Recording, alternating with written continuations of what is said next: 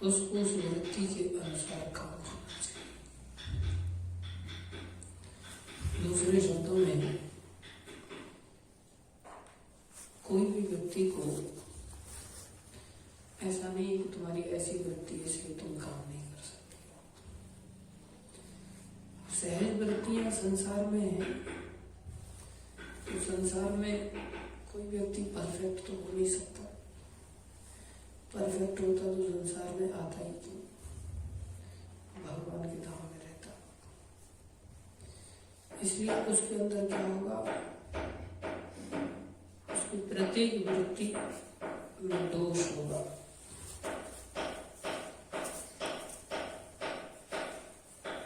उनको बोलो थोड़ी देर के लिए रुक जाए। कोई भी वृत्ति होगी, उसकी 4 प्रकार की वृत्तियां पाई जाती है। शूद्र वृत्ति और क्षत्रिय वृत्ति, वैश्य वृत्ति, क्षत्रिय वृत्ति और ब्राह्मण वृत्ति। एक 5वीं वृत्ति भी होती है, उसको अंत्यज वृत्ति कहते हैं। ये 4 वृत्तियों की पालन करने वाले शास्त्र के अधीन आते लोग। और 5वीं वृत्ति अंत्यज वृत्ति कहलाती है, जिसमें कि वो जीव शास्त्र के अधीन नहीं आते, शास्त्र की मर्यादा का उल्लंघन करते हुए वो जीवन जीते। नॉलेजशाली जातियां होती हैं, जिनको मुसलमान कहते हैं, जो शास्त्र में नहीं मानते। कोई भी वृत्ति संसार में है, जब तक कोई व्यक्ति सच्चा वैष्णव नहीं बना। सच्चा वैष्णव ही भगवान की इच्छा अनुसार कार्य करता है। वैष्णव होने का ही मतलब होता है कि हम अपनी इच्छा को पूरी तरह से भगवान की इच्छा में समाहित कर लें। और भगवान की इच्छा का कैसे पता चलता है? गुरु साधु शास्त्र से। जब हम अपनी इच्छा को गुरु साधु शास्त्र के अंतर्गत समर्पित करते हुए चलते हैं, तो हम क्या बन जाते हैं? वैष्णव बन जाते हैं। तब हम भगवान के धाम में जाने के योग्य बन जाते हैं। उससे पहले हम भगवान के धाम में जाने के योग्य नहीं। उससे पहले क्या होता है? भगवान हमको क्रमशः ऊपर उठने का एक मौका देते हैं। हमारे स्वभाव जैसे हैं उसके अनुरूप ही। ब्राह्मण से भी हम वैष्णव बन सकते हैं, क्षत्रिय से भी हम वैष्णव बन सकते हैं, वैश्य से भी हम वैष्णव बन सकते हैं, और शूद्र से भी वैष्णव बन सकते हैं। ये जरूरी नहीं है कि शूद्र पहले वैश्य बनेगा, वैश्य फिर क्षत्रिय बनेगा, क्षत्रिय फिर ब्राह्मण बनेगा, और फिर तब जाकर के हम वैष्णव बनेंगे, ऐसा आवश्यक नहीं। हाँ, स्वभाव अगर गुणों के आधार पर देखा जाए तो तुलनात्मक दृष्टि से शूद्र से वैश्य श्रेष्ठ है, वैश्य से क्षत्रिय श्रेष्ठ है, क्षत्रिय से ब्राह्मण श्रेष्ठ। संसार की दृष्टि से संसार में उसके तारतम्य को अगर देखा जाए तो ये श्रेष्ठ है। लेकिन शास्त्र कहता है कि कोई व्यक्ति ब्राह्मण से भी श्रेष्ठ गुरु बन सकता है यदि वो कृष्ण तत्व को जान जाए। और कृष्ण तत्व को कौन जान सकता है? कृष्ण तत्व को शूद्र भी जान सकता है। वो तो जानने के बाद वैष्णव बनेगा। शूद्र भी जान सकता है, वैश्य भी जान सकता है, क्षत्रिय भी जान सकता है, और ब्राह्मण भी जान सकता है। कोई श्लोक बोल सकता है?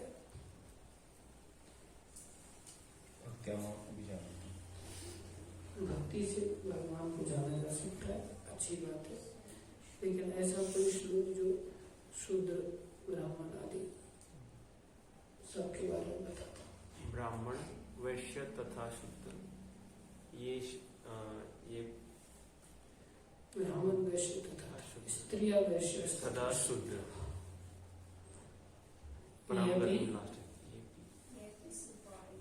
ये भी उपाव्यो आगे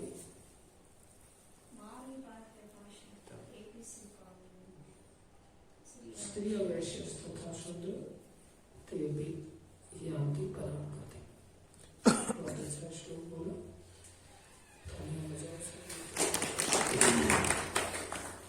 भगवान ने स्वयं अपने उपदेश में मां ही पार ये भाषण किया।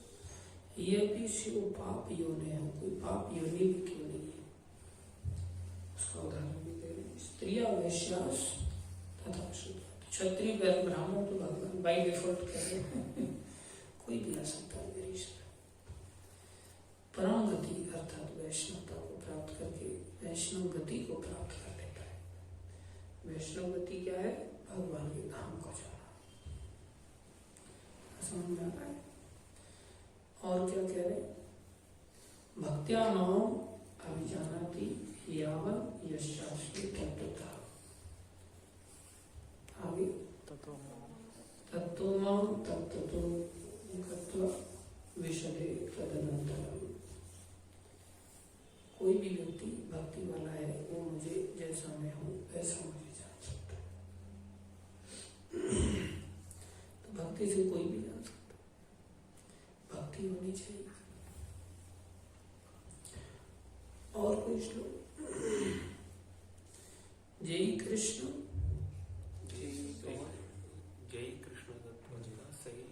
सही गुरु हो, जय कृष्ण तत्ववेत्ता सही गुरु हो। कीवा शूद्र कीवा न्यासी विप्र के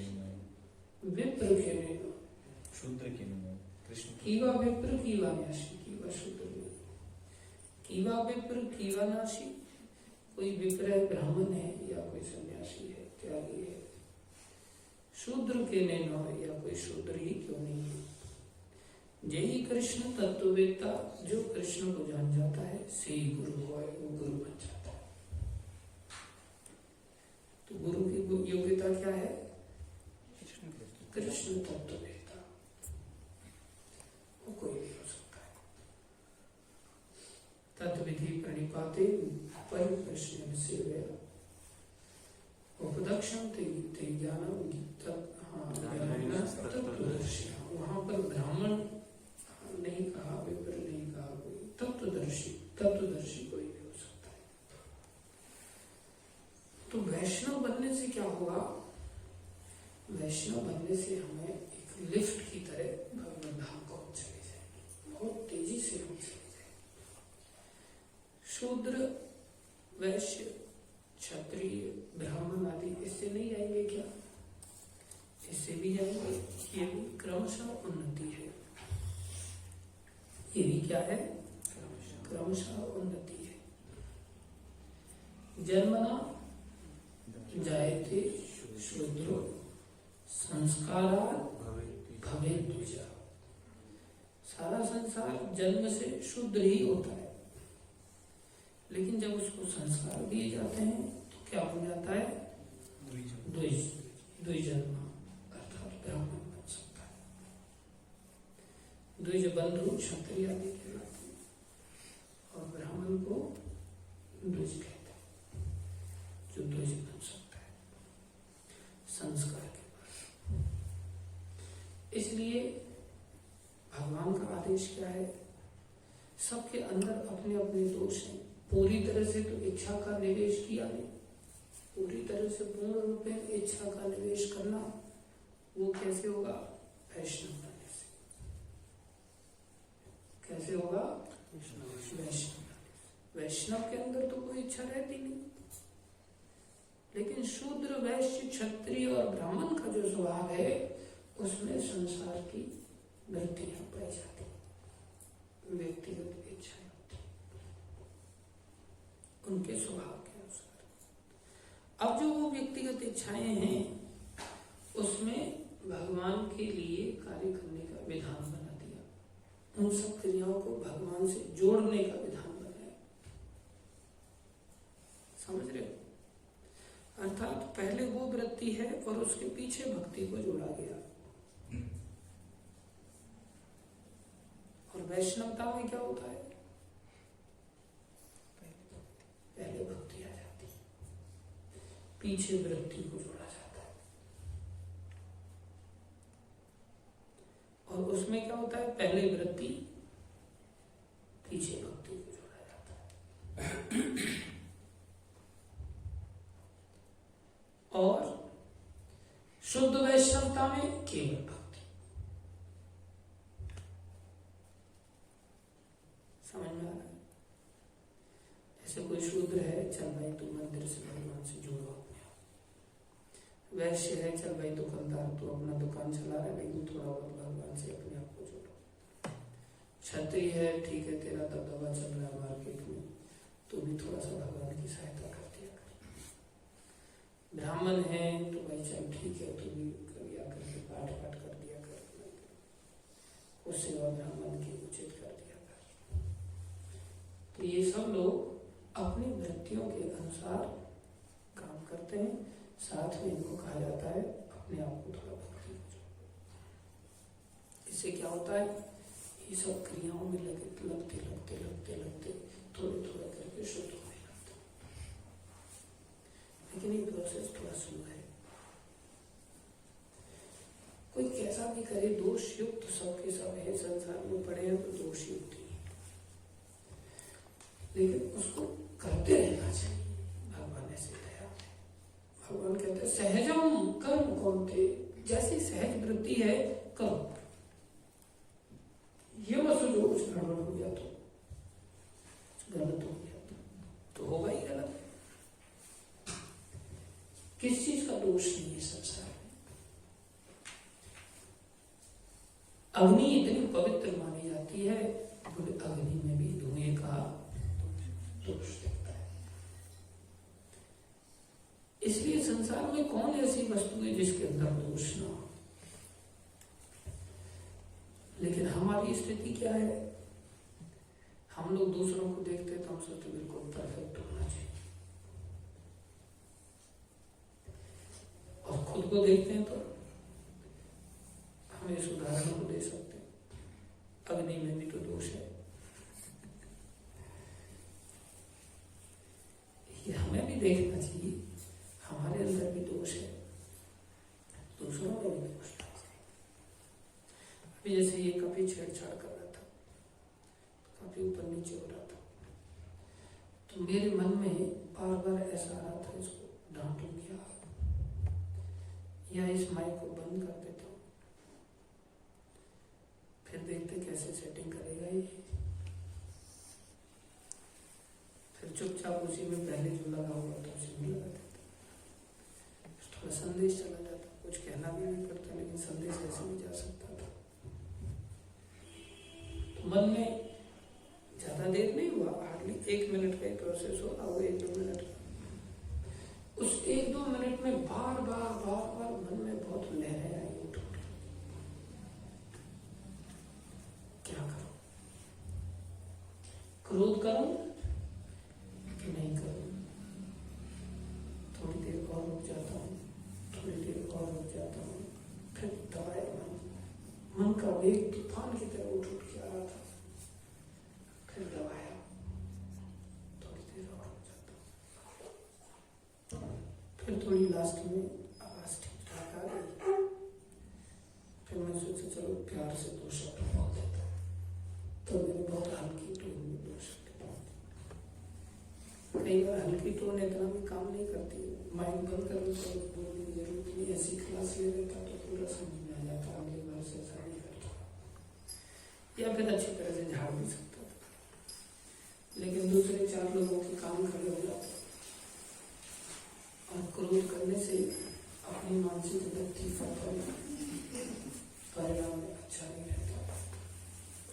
क्या हुआ? तो ऐसा हो जाता। फिर सोचे कि चलो थोड़ा सहन कर लेते, अगली बार से पता चला क्लास में आएगा ही नहीं तो घर वालों ने सेटिंग, इसलिए मैंने सोचा चलो प्यार से समझा देते। ऐसे ही पटवारी जी आए, उनको लेकर के भी मन में बड़ा क्रोध आ गया ऐसे किसी बात को लेकर के। फिर सोचा भरी क्लास में डांटो या अकेले में डांटो या क्या करो। फिर मन को थोड़ा समझाया, नहीं प्यारे मन शांत हो जाओ। तो बहुत कम समय में इतनी उथल पुथल हो जाती है। प्राय ऐसा होता है, मानसिक वृत्तियां बहुत न चाहती हैं। ये बात मैं किस बात से कह रहा था?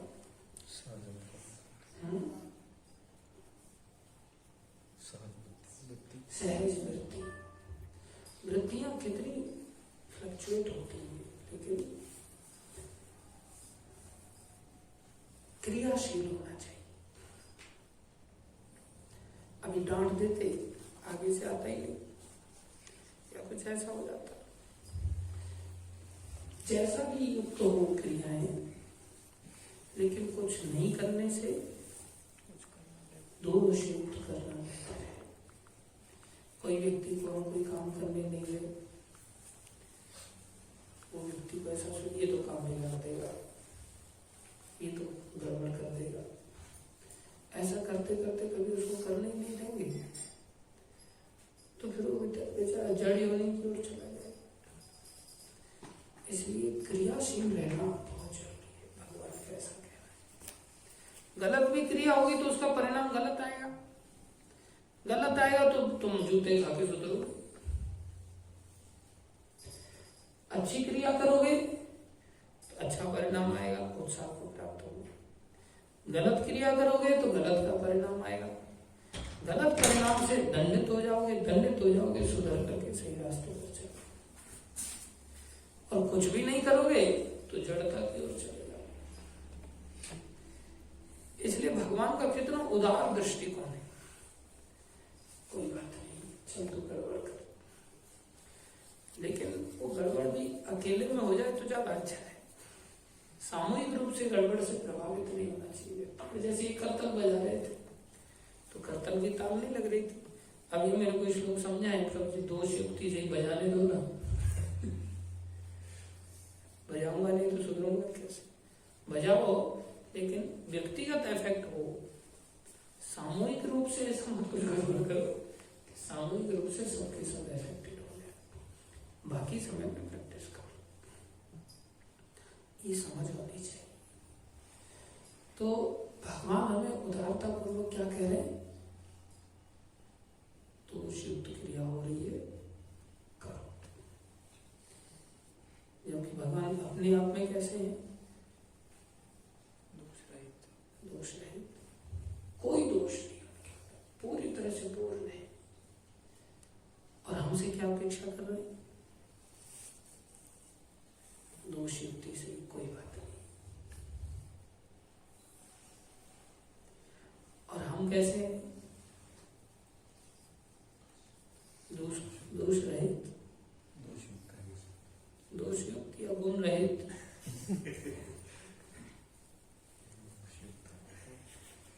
दोषों से भरे पड़े हैं, एक आध दोष नहीं, गुण तो है ही नहीं। पुण्य लेश मात्र भी नहीं। हमारा जीवन सदा पापी, ना ही कोई पुण्य। हम दोषों से भरे पड़े हैं। भक्तिविनोद ठाकुर ने हमारे लिए इस वचन को बताया। वो तो दोष मुक्त है, भगवान के शुद्ध भक्त है। हम दोषों से भरे पड़े हैं और दूसरे से क्या अपेक्षा रखते हैं? दोष बिल्कुल परफेक्ट होना चाहिए। क्योंकि ये अधिकार ऐसा एक्सपेक्ट करने का किसका होना चाहिए? शुद्ध भक्त का होना चाहिए, भगवान का होना चाहिए, जो दोष रहित हैं। वो दोष युक्त होते हुए उदारता पूर्वक इतनी उदारता है, कोई बात नहीं। वैष्णव में क्या सामर्थ्य नहीं होती, महाप्रभु की अनुयायियों में क्या सामर्थ्य है। महाप्रभु को भाव उत्पन्न होता था तो महाप्रभु मूर्छित हो जाते थे। जब चैतन्य महाप्रभु अपने पार्षदों के साथ जा रहे थे जगन्नाथपुरी की दक्षिण यात्रा से लौट करके, महाप्रभु मूर्छित हो गए। अब भक्त लोग वहां पर उदास हो गए। राजा उस समय पठान था, पठान के सैनिक उस रास्ते से निकल रहे थे। उन्होंने देखा ये एक व्यक्ति मर गया है। बाकी सारे पार्षदों को उन्होंने अरेस्ट कर लिया। आप लोगों ने मारा इसको, इस बेचारे सन्यासी का सब लूट लिया है और इसको धतूरा खिला करके आप लोगों ने बेहोश कर दिया, मार दिया इसको। आप दरबार में ले जाए, दंड दिया। और स्वयं भगवान है, उनके पार्षद भी छोटे मोटे हैं क्या?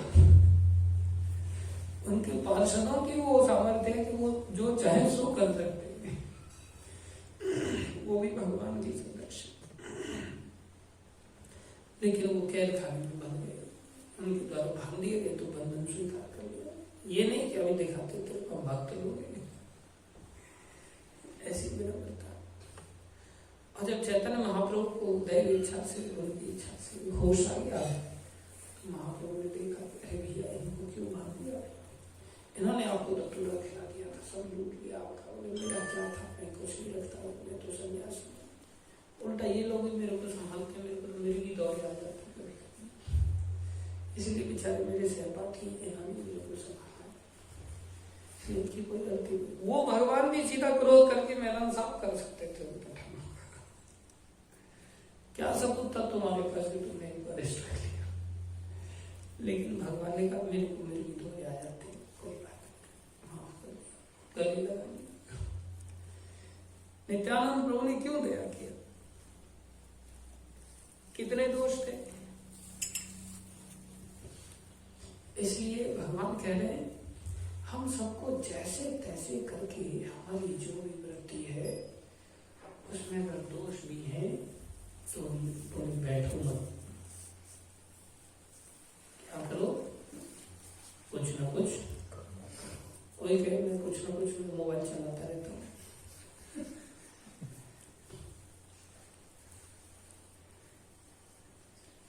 बैठने के लिए क्यों कहा गया? बैठने के लिए नहीं क्यों कहा गया? बोले एम्प्टी माइंड खाली दिमाग शैतान का घर होता है, शैतान का कारखाना होता है। तो जब हम खाली बैठते हैं तो मन तो खाली बैठता नहीं, मन तो चलायमान रहता है। मोबाइल जैसे हम बैठे बैठे चालू कर दिए, हमने क्या किया, शैतान थोड़ा बहुत थकने वाला था, हमने उसको चार्जिंग में लगा दिया, बैटरी चार्ज कर लेगा तो मोबाइल से, उसको डबल शैतान बना देते, उसको हाइपर एक्टिव बना देते। इतना खतरनाक है। फिर ये केवल उत्पाद मचाता और कुछ नहीं करता। हमारा मन भगवान से बहुत दूर चला जाता है। आपको पता है मन ही उद्धार का कारण और मन ही बंधन का कारण। हम संसार में आ गिरे केवल मन के कारण, नहीं निकल पा रहे केवल मन के कारण, क्योंकि मन हमारा संसार में अनेकों हवाई किले बना रहे हैं। कभी पानी पे जहाज चला रहा है तो कभी हवा में जहाज चला रहा है, कुछ भी मन, रेलें दौड़ा है हवा में, मानस कहते हैं हवा में रेलें चलाता है। इस मन का कोई भरोसा नहीं। और ये मन मोबाइल से, संसारी लोगों की संगति से बड़ा तेज चंचल हो जाता है, मन नियंत्रण में नहीं आता। परिणाम हमारे लिए बड़े भयानक आते हैं, बड़े भयानक आते हैं। सीधा परिणाम है मौत। क्या है? मौत, इतना फ्रस्ट्रेशन जनरेट होगा एक दिन। आदमी आजकल क्यों सुसाइड करते हैं? पहले तो इतने करते नहीं थे, इतना सुसाइड रेट, और पहले भी करते थे, भारत में नहीं करते थे, विदेश में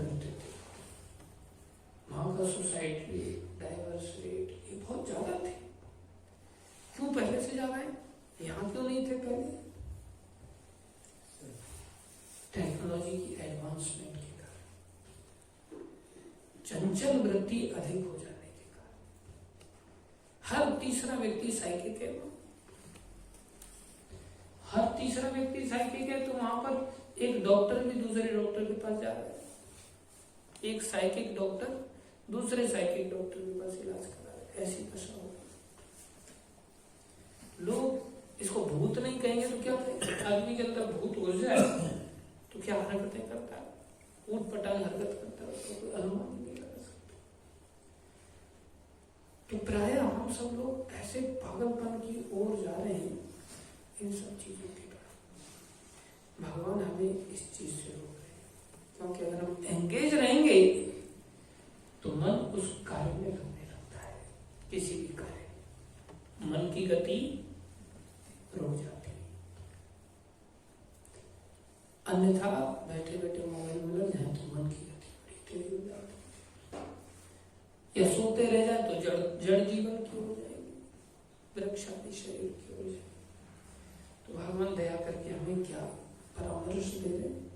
कोई ऐसा परामर्श दे सकता है?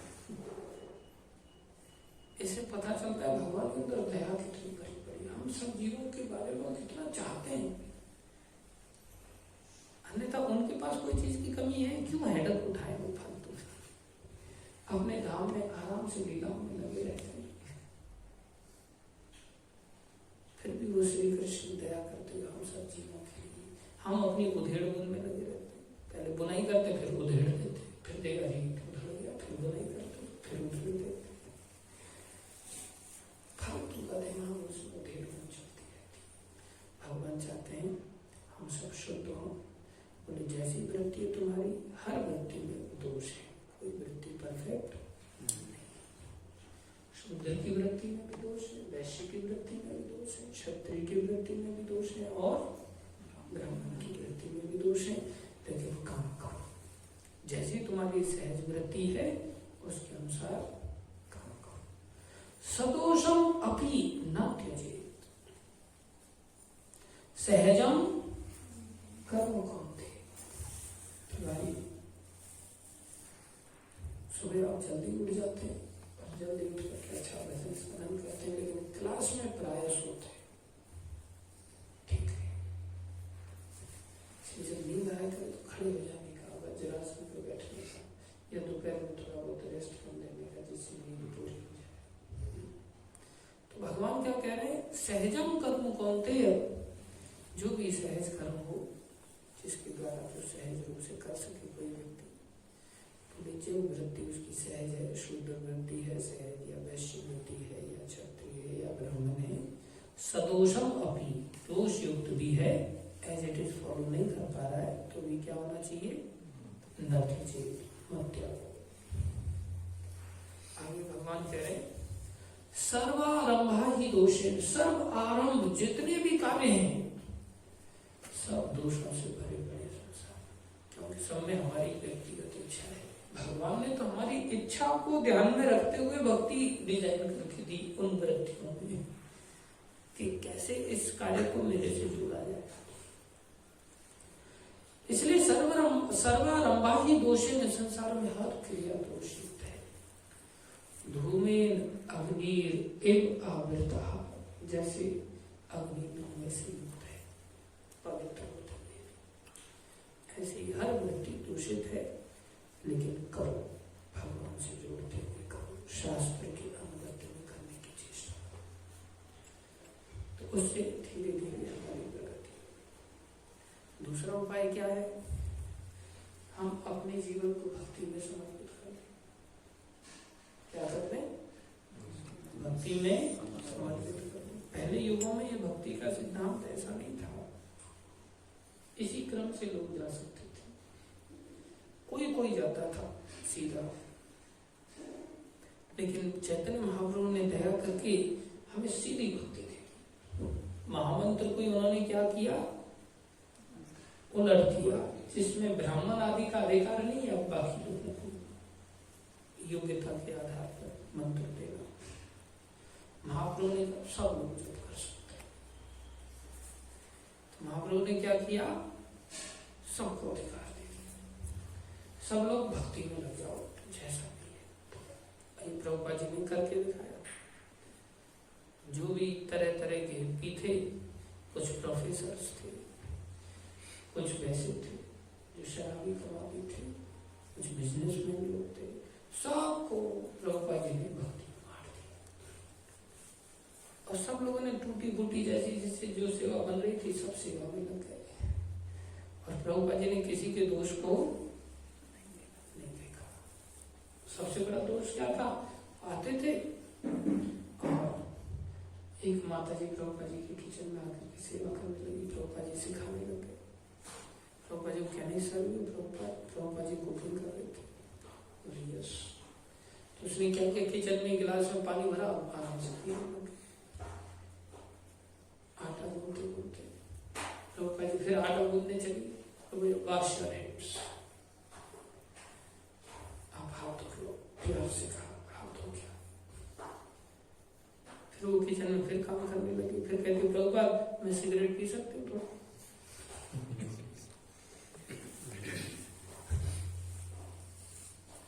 ऐसे वो लोग रहते थे मंदिर में। अब वहां तो कोई ऐसा नियम कानून सरकार की ओर से है ही नहीं कि लड़के लड़की एक साथ नहीं रह सकते। वहां लड़के भी आते थे और लड़कियां भी आती थी।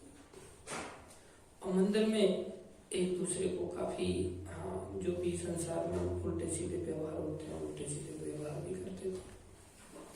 लेकिन प्रभुपाद जी निकालते नहीं थे। पहले प्रभुपाद जी दोनों लोगों को थोड़ा थोड़ा थोड़ा थोड़ा करके जोड़ लेते थे। फिर प्रभुपाद जी कहते थे अब क्या प्रोग्राम है तुम्हारा, या तो छोड़ दो या तो शादी कर लो। निकालते किसी को नहीं थे। बोले हम नहीं छोड़ सकते, तो बोले शादी करके रहो, कोई बात नहीं, शादी को बताते थे।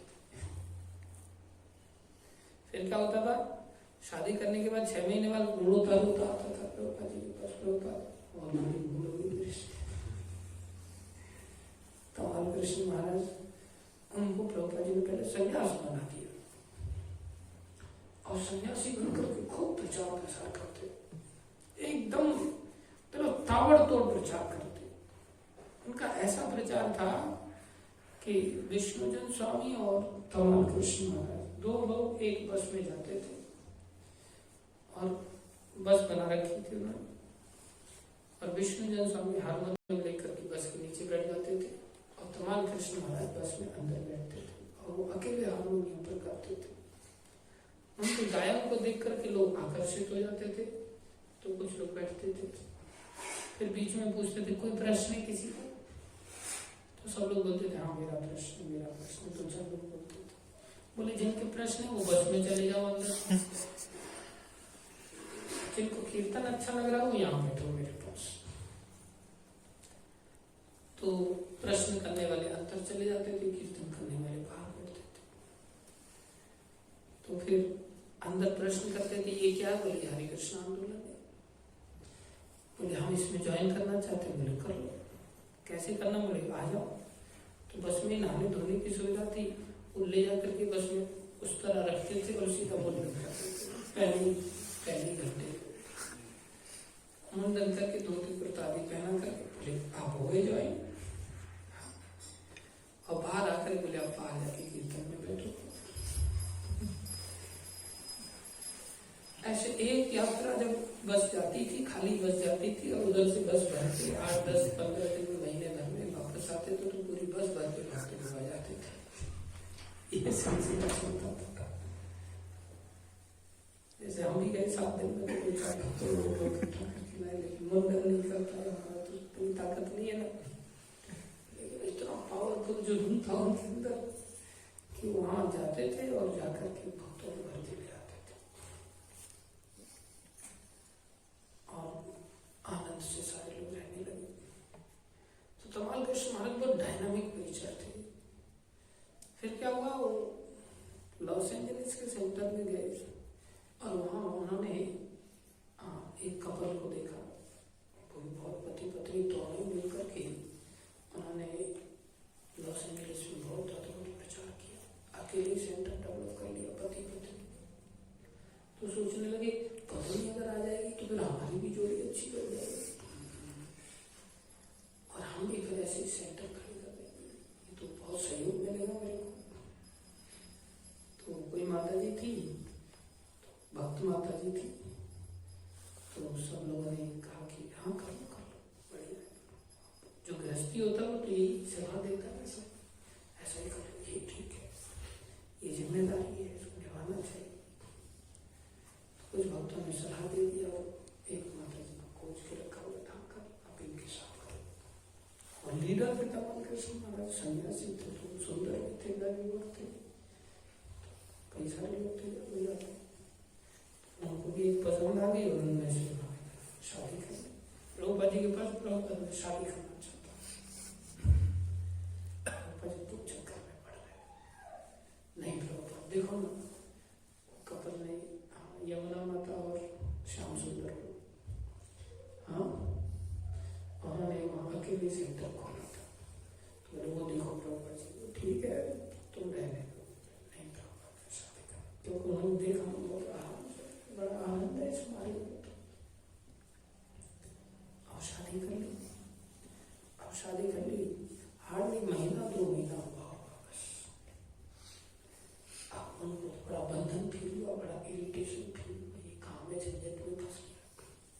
अब तो प्रभुपाद जी को चिट्ठी पे चिट्ठी लिख के, प्रभुपाद मुझे निकालो मैं इस नरक में फंस गया, मेरे से नहीं तो श्याम सुंदर की तरह कर ले तो। फिर तो सारे धर्मचारियों को उन्होंने इकट्ठा किया, सब लोग प्रभुपाद जी के पास जाकर निवेदन करते हैं, हाँ प्रभुपाद ये जेन्युइन व्यक्ति की गलती हो गई है, कोई बात नहीं।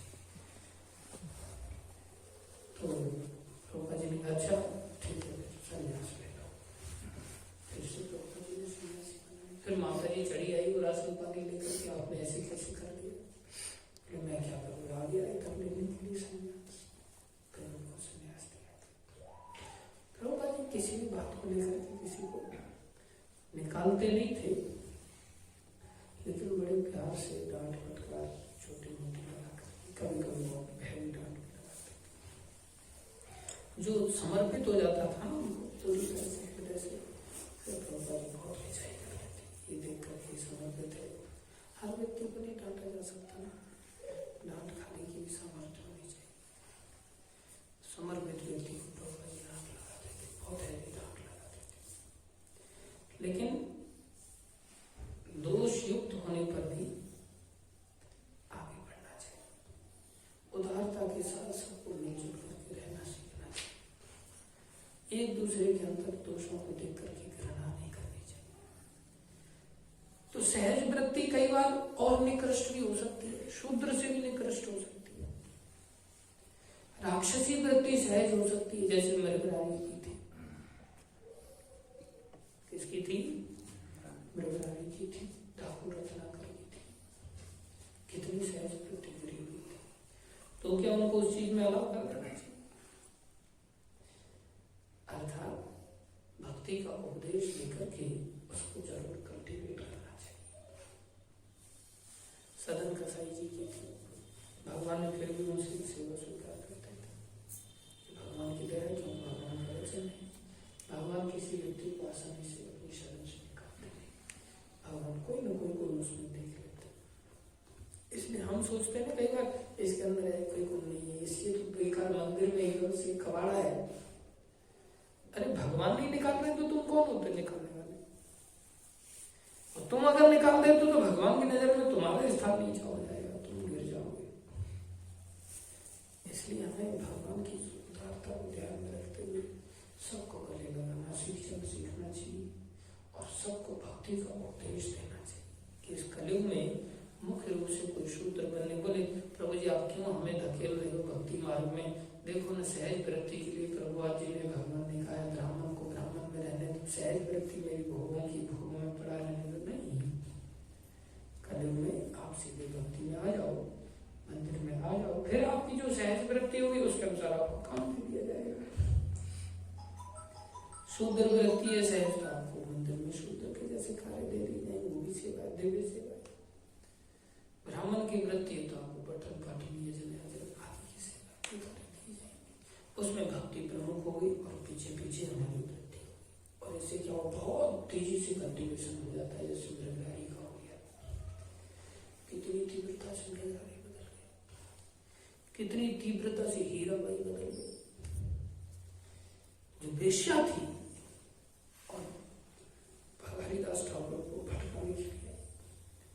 तो मंदिर में तो सीधे मंदिर में लोग टांग खींचने के लिए सीधे उसी उद्देश्य से आ सकते हैं, और हमको कई बार लगता है इसका तो उद्देश्य ही खराब है, मंदिर में आया क्यों है? ये तो बहुत घिनौने कार्य के लिए मंदिर में आया है। अरे तुम तुम्हारी सामर्थ्य बढ़ाओ ना, कि हम ऐसा अपने आप को दिव्य बनाए कि हमारे संसर्ग में आने से वो व्यक्ति क्या हो जाए, बदल जाए। नारद मुनि का ऐसा सामर्थ्य था, उन्होंने कैसे कैसे लोगों को गले लगाया। चैतन्य महाप्रभु नित्यानंद प्रभु का सामर्थ्य था, उन्होंने कैसे कैसे दोषियों को गले लगाया और सबको बदल दिया और सबको दिव्य बना दिया। हरिदास ठाकुर का कैसा सामर्थ्य था, सबको बदल दिया। रूप गोस्वामी, 6 गोस्वामियों का कैसा सामर्थ्य था, कैसे कैसे लोगों को भक्त बना। श्यामानंद प्रभु आदि पुस्तकें लेकर के जा रहे थे और लुटेरे लोगों ने लूट लिया पुस्तकों के बक्से, और राजा ही लुटेरा था। और बाद में श्यामानंद प्रभु आदि प्रचार करते करते वहां पहुंच गए और राजा को भक्त बना दिया, और सारा का सारा उसके जितने भी सब थे सब भक्त बन गए। क्या सामर्थ्य था! तो इन सबके ऐसे ऐसे अद्भुत अद्भुत सामर्थ्य थे। प्रभुपाद जी का क्या सामर्थ्य था, इतने हैप्पी लोगों को कैसा भक्त बना दिया। गुरुजनों का क्या सामर्थ्य होता है, हर व्यक्ति के अंदर उस दोष को ही भगवान से जोड़ देते हैं और करके बना लेते हैं। हरिदास ठाकुर की तरह ऐसे ही हमें भी अगर वैष्णवों की कृपा चाहिए तो हमें भी ऐसा ही बनना पड़े। और दूसरा व्यक्ति गलत इंटेंशन से भी आए, जैसे प्रभुपाद जी का घड़ी चुराने के लिए आए थे एक व्यक्ति, प्रभुपाद जी ने हरिदास दास बनाया, उनका ही प्रभुपाद जी ने हृदय चुरा लिया। तो हमें ऐसा करना पड़ेगा, तो हम वैष्णवों की कृपा अवश्य प्राप्त करेंगे और हमारा ये जीवन सफल होगा। और इस प्रकार से हमें भक्ति को अपना करके शीघ्र अपने आप को पवित्र करते हुए क्या बनाने का लक्ष्य बनाना है, शुद्ध वैष्णव, परिपक्व वैष्णव बनाना है, और फिर भगवान की प्राप्ति से हमें कोई नहीं रोक पाए। बाकी सब भटकना संसार। धन्यवाद आप सभी भक्तों